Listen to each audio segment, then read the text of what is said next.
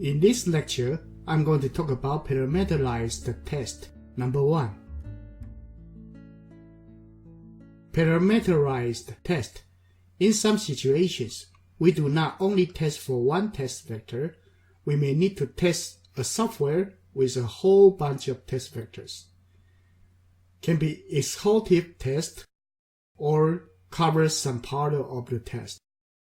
But anyway, we need a lot of test vector to test our software. What we need to import, first we need to import the assert class. We need to import the test class. We need to import the array or arraylist class for the data organization for the parameters or test vectors. We need to import the run with the parameterized parameters. In this slide, I show you a parameterized test structure. First, they need a annotation before the class. Run with value equals parameterized.class.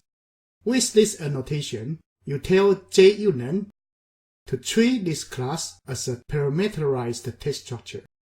In such a parameterized test structure class, we have data field, constructor, method return these as test vectors, and the test case. Let's look at the data field and constructor. Data fields belong to this test class, and data fields represent one test vector. And the constructor is to build one object for this test class with the test vector. So these are not hard to understand. Constructor to build a test vector.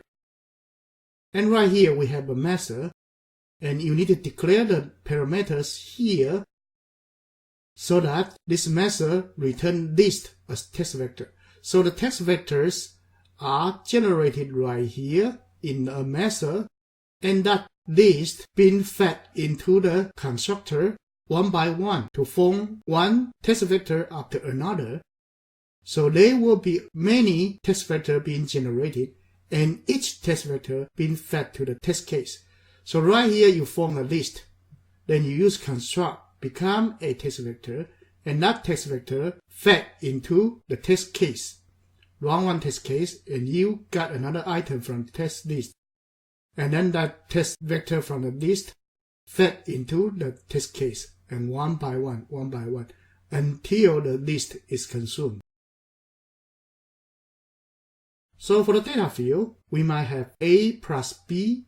So we need one input A and another input B, and an expected result, so that you can compare the addition result with this expected value.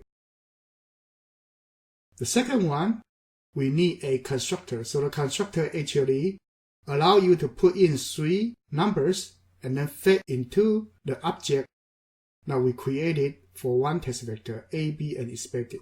And these 3 values actually fetch from the list that generated in the next method. So right here we have add parameters. So this add parameters is a annotation for the next method to create a list of test vectors. So add parameters, name equals index, and then you have column, and then 0, 1, 2. So right here, it is actually one description of the method. Parameter 0 you fetch from here, parameter 1 you fetch from here, parameter 2 you fetch from here, and these 3 items form a test case with ID of 0 to a certain number. And right here, we new object a 2D array. There are 4 rows and 3 columns. And then this 2D array being converted into an array list of arrays. And each array in the array list is a test vector of 3 tuples. And that 3 tuples being parameterized into one test vector in such a format. And this vector being fed into the constructor to construct one test case, test vector. And then the test case, you got the A and B. When you run this as test, A and B got fed in, and then the expected value is here, and these three will retrieve from your data field. So each test vector you generate 3 numbers and being put into this location, and this location. And these 3 are in the same class with your data field, so you don't need these things. But actually, right here, you fed one pair of parameters with the expected result and you assert it. So if every one of them passed, then all tests are passed. So the conceptual diagram for a parameterized test is the following. You had a 3 tuple test vector 0, 1, and 2, and with the test case index. And the object 0, that's one row of the data. You have 3363 tuple data. It's one of the elements. And this element is a row object that being fed into the parameterized class. And that parameterized class actually has a data field of number A, B, and expected and fed into this test case. Now let's go to Eclipse to look at how it works. Let's look at the test setup for this test. The data class under test is very simple. We have a mass add. There is only one method, that return integer. You put 2 integer number in and then return the sum of them. And the tester class is right here. It's a parameterized test. So we start with a run with and value equal parameterized class. This is the way to set up a parameter test. And the test method is at the bottom. We have a test, and then assert equals expected mass add. And then this is the class name dot the static method add, and put 2 input number in, and then return 1 integer as the sum compared to the expected value. And the number A, number B, and expected are the test vectors that we will feed in by this tester class. And this test vector is parameterized. Each time, from this parameterized vector generator, you have a 2D array of objects. And then the row vector is one test vector. So it's a number A, number B, and the expected value. Something like that. So we have a 4 test vector right here. And it returns as a 2D array.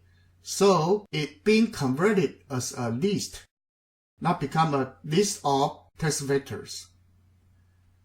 And then this test vector being parameterized according to first parameter, second parameter, third parameter, to the parameter 0, parameter 1, and parameter 2, and the test case ID. And then being constructed by this order. So each number being fed into this constructor, 3 to A, 3 to B, 6 to expected, and construct 1 test vector, and then that's saved to the data field, and the data field data being fed into this test method, to this one, to this one, and to this one. So you test it by the assert. Now let's run it. Click run. As you can see, the run is 444, all passed. Let's expand it. And right here it shows you very clearly. This annotation part will show you how it gets done. So you can change the name for add to different name. It have to make sense for you. Otherwise, this response message won't help you. 0 is the ID for the first text vector, and then the number should make sense, and how much time it spent have been shown here. And if you click it, it will further tell you this test actually is doing something like this. It actually go to the test add and feed the 3 parameters in by this statement's order. Okay, have some fun. Thank you.